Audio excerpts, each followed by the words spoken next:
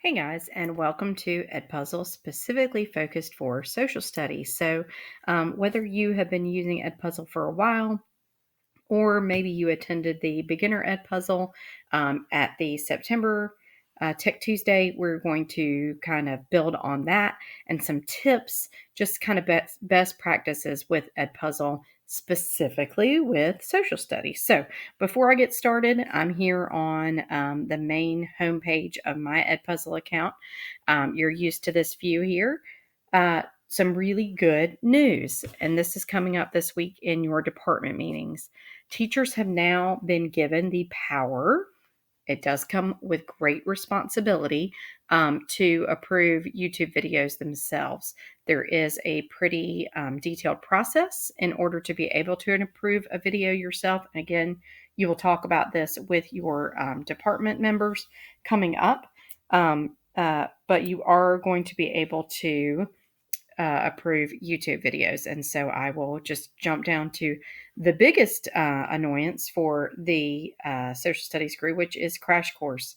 I've had lots of teachers say, I love those Crash Course videos, but a lot of them are blocked. So the good news is that hopefully coming up within the next week or so, you will be able to approve videos yourself. Disclaimer, any video that you approve, you're putting yourself on the line as in your job. So make sure that it is something that anyone from K through 12 would be okay to watch. Crash Course, usually a great channel. So I'm going to talk about best practices today, whether it is in using other people's videos as your own or creating your videos from scratch. So let's start with using another video. And let's just say, for example, that you are starting your study of the Civil War and you want to talk about kind of some of the different things leading up to the Civil War. So we're going to use this video from Crash Course on Civil War causes of the Civil War. So first thing to remember with any video that you are using, whether again it is one you have uploaded with your own voice and your own resources, or if it's a video from Crash Course, TED Talks, YouTube, wherever it may come, that you have lots of different tools. Okay, so you can assign this video, you can make a copy of it, or you can dive in and start editing it, which is what we want to do right now. Okay, with any video, you you do have the power to cut it down, to drag it a little bit and make it a little bit shorter.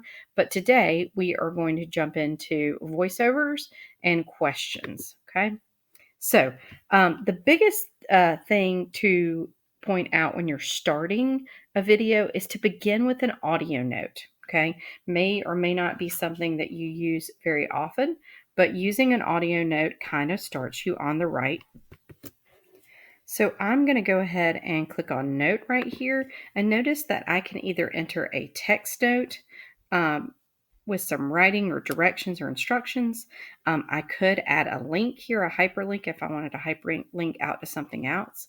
I could include an image, but what I want to focus in on is an audio note. So I'm going to begin by letting students know what the video is about, explain why they're watching the video, what they need to pay attention to, and then what's coming up next when they're done. So for example, I'm going to go ahead and create an audio note right here.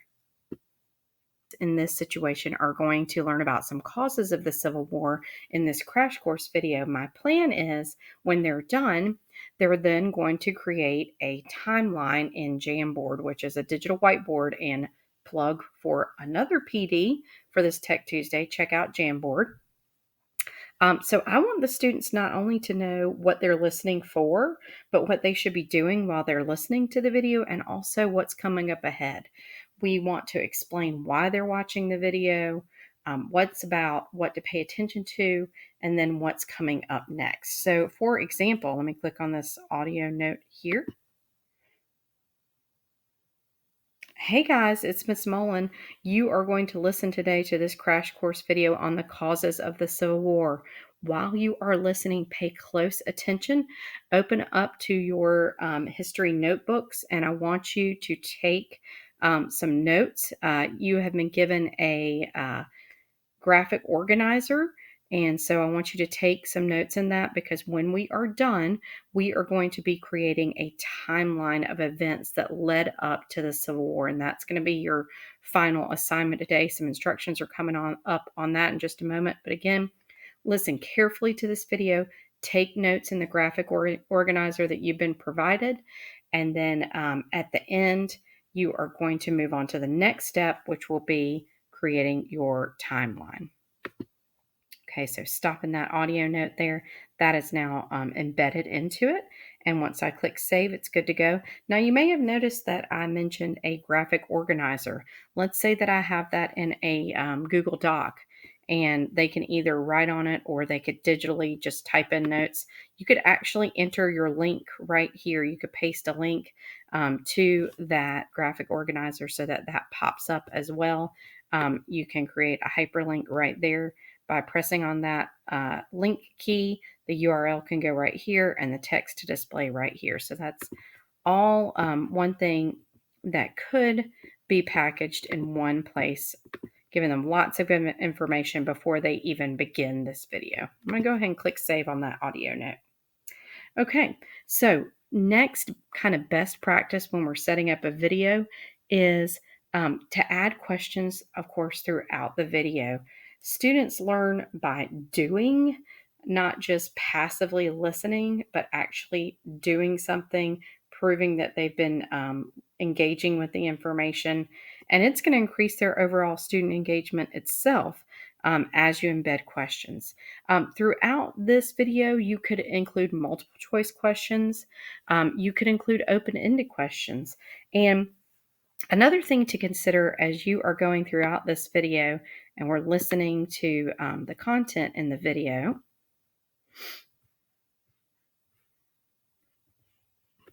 So let's think about some strategies for embedding questions along the way. For example, this section of Crash Course talks about the Transcontinental Railroad and some of the issues there. Okay, so I could play this segment, let students listen to the information, and embed the question right there at 2 minutes and 55 seconds into this video. Okay. Another option is, let's say that we wait another 2 or 3 minutes down the road. So we're over here at 6 minutes and 42 seconds on the clock. So what you could do is actually delay that question. So we've gone past the section on the building of railroads in the United States, and now we're getting closer to the actual start of the Civil War. You could wait and pause and ask that question at a later time and kind of give the students a memory check. Delaying that question a little bit later helps to prove how well that they have absorbed the information.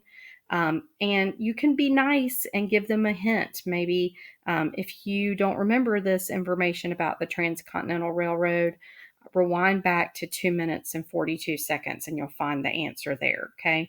So again, you could either embed those questions immediately after it pops up in the video, or delay it a little bit for a memory check. Okay.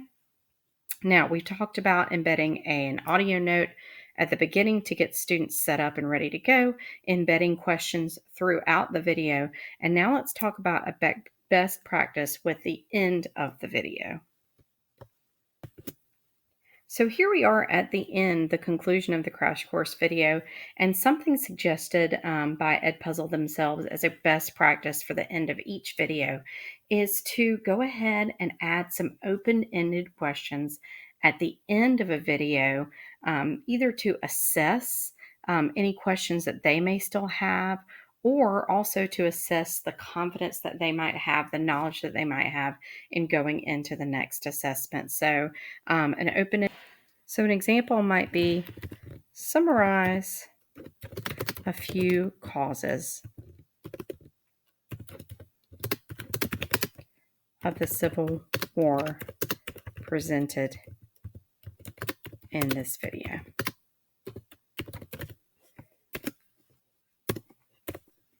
By adding something like that, you're getting kids not only to recall the information that they learned in the Crash Course video, but also to get them ready for the next step. And speaking of getting them ready for the next step, if you remember in this sample, my students are now going to work on a digital timeline of causes of the Civil War. The other best practice for ending a video, in addition to giving them an open-ended question, would also be to now leave another voice note or audio note. Okay, so adding another audio note here, and the whole purpose of adding an additional audio note will be to leave a clear message on what comes next, expectations for what to do next, maybe even give them a reminder of office hours, or a link to help or additional video. So for example, here I am at the end of my video and I'm ready. I'll pause right here and I'm going to add my note. Remember again that your note could be audio, it could be a text note, it could be an image. You can include a link as well. So I'm going to go ahead and include this audio note, and I'm again giving them expectations of what to do next and some reminders for them. Hey guys, it's Miss Mullen one more time. So just reminding you next steps here. You've listened to some of the causes of the Civil War. And if you go into Google Classroom right now for this week's assignment, you will see an outline of what I want you to do today on your timeline. The rubric is set up there for you for what you need to include. And I just want to remind you that I do have office hours today starting at 2 o'clock. So if you have any questions, feel free to click on the Google Meet link in Classroom. But again, now your next step is to go back into Google Classroom and look for the outline for today for creating a timeline of the causes of the Civil War based on what you've learned in this video. And we're going to be using Jamboard today. There are explanations for that as well in the outline. Thanks so much, guys. So again, now I've wrapped up the video. As before, you could enter a link right here if you wanted to go out to more information, but I have kind of given it a nice book in there. On the beginning, I started with my audio note to set them up, what to focus on, what to think about for the next step, and at the end, I've embedded an audio note to let them know what is coming next. Reminder, and I didn't physically do this, but throughout the video, you want to embed either some open-ended or some multiple choice questions, either right after that content, right after that idea has been proposed, maybe embed a multiple choice question for a quick assessment of knowledge, or as we said before, with delayed memory check there, maybe waiting a minute or two after that information is revealed to just check that they are paying attention. Okay, so I have saved that video and now it is ready to assign to one of my classes when I am ready. Okay, so just to wrap up the first part of this session with a nice little bow here, best practices, just a summary. Your video lesson should mirror how you teach in class, and usually you're going to connect to their prior knowledge, teach the actual content, ask good questions that may be, in this case, embedded into an EdPuzzle video, review the answers to those questions, the correct answers, and repeat.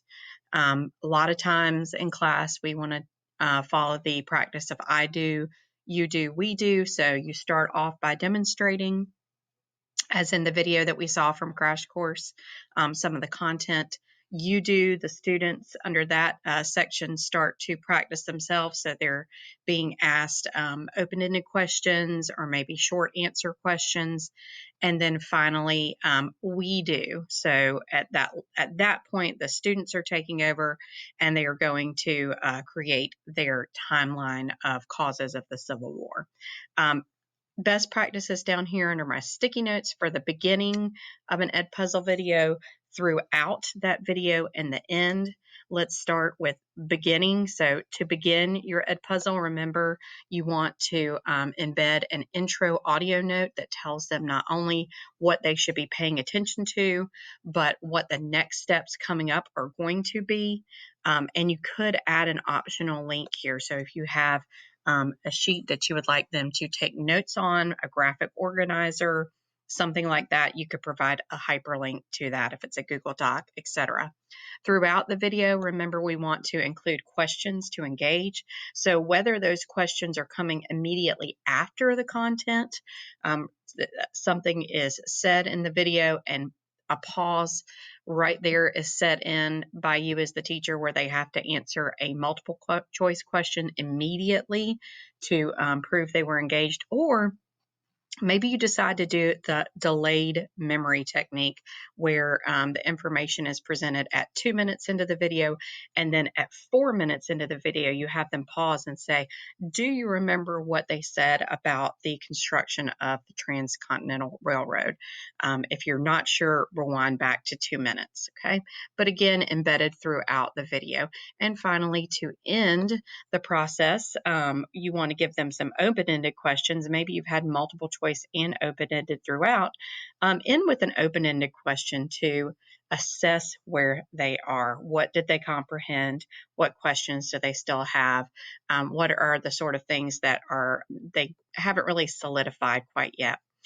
You may want to bookend it with an audio note. We started at the beginning with an intro audio note, and now we're going to bookend it with an audio note at the end that ties it up with a nice, pretty little bow. And that bookend now is going to tell them not only what the next steps are and how they're going to use the information that they just learned in the video, but also possibly, and I know this is covered up down here, but we'll give them some reminders and next steps. So we might have a link out to directions for creating their timeline, or maybe we have a reminder of when our office hours are that day. So if they need help, they can get that. And again, remember with those notes, it can be text, it can be hyperlinks, it could be a photo of something, an image of something, and it also, of course, can be an audio note. All that can be packaged into one pause in that video.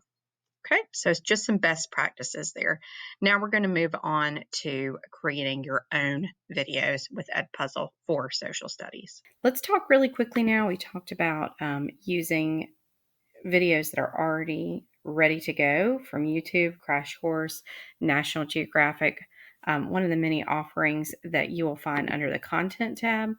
And now we're going to talk about creating your own instructional videos. So I'm just going to pull up an example of something that if I were to use class time to talk about all the different types of government, for example, it would take up a good amount of time. So this is a perfect example of something that you could deliver to your students via EdPuzzle.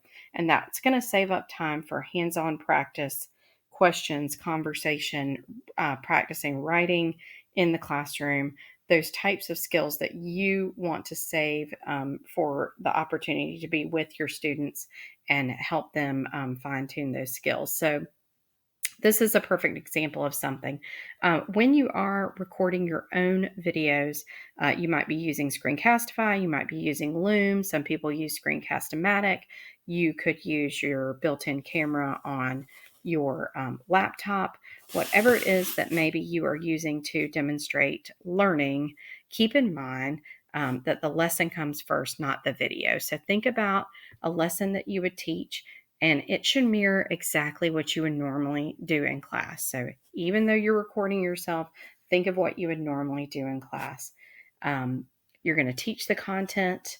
You're going to pause to ask them a question, let them answer, review the question, go over it, show, okay, this is actually the correct answer, and repeat throughout.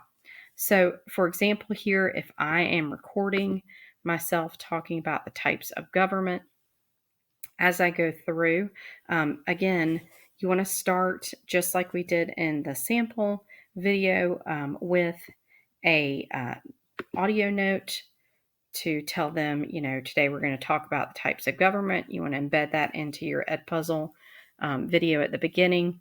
Please listen for all these details, because after we listen to this, our next assignment will be blank coming up after this. Get them prepared and get them ready to pay attention to exactly what it is that you want them to come away with after listening to this video on types of government.